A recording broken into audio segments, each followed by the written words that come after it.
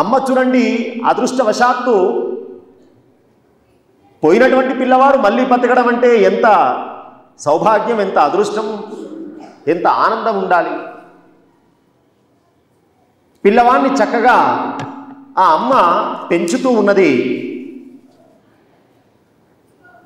పూజార్హాని చ పత్రాని చందనాగరు కస్తూరి కుంకుమాని చ సాదరం పుష్కరోదకమానీయ పునరాచమనీయకం. అమ్మ ఎట్లా స్నానం చేయిస్తూ ఉన్నది?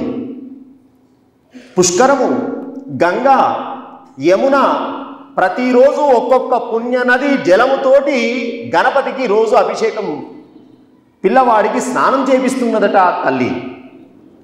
అంతేకాదు రోజుకొక తీరు నివేదన, రోజుకొక నైవేద్యం, లడ్డూలు, నువ్వుల లడ్డూలు, గోధుమ లడ్డూలు, ఇవన్నీ ఇక్కడ చెప్పి ఉన్నారండి. అంటే స్వామికి ఏమేం ప్రియమో, లడ్డు అంటే బాగా లడ్డూ కప్రియాయ నమః అనొక పేరే ఉన్నది. లడ్డు అంటే బాగా ఇష్టమైన వాడాయన.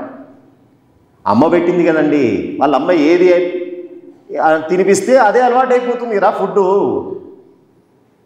ఆ అమ్మ చిన్నప్పటి నుంచి చక్కగా అనేకమైనటువంటి లడ్డూలతోటి పిల్లవాడికి తినిపించేదట. చక్కగా పక్వాన్నాలు, ఆ లడ్డూలో కూడా ఓ రోజు నువ్వుల లడ్డు అయితే, ఓ రోజు గోధుమ లడ్డు అయితే, ఓ రోజు అటుకుల లడ్డు అట.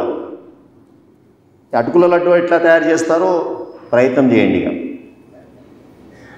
అనేకమైనటువంటి పిండి వంటలు, కూరగాయలతో కూడినటువంటి అన్నం, పాలు, పెరుగు, తేనె, ఆ బ్రహ్మాండం.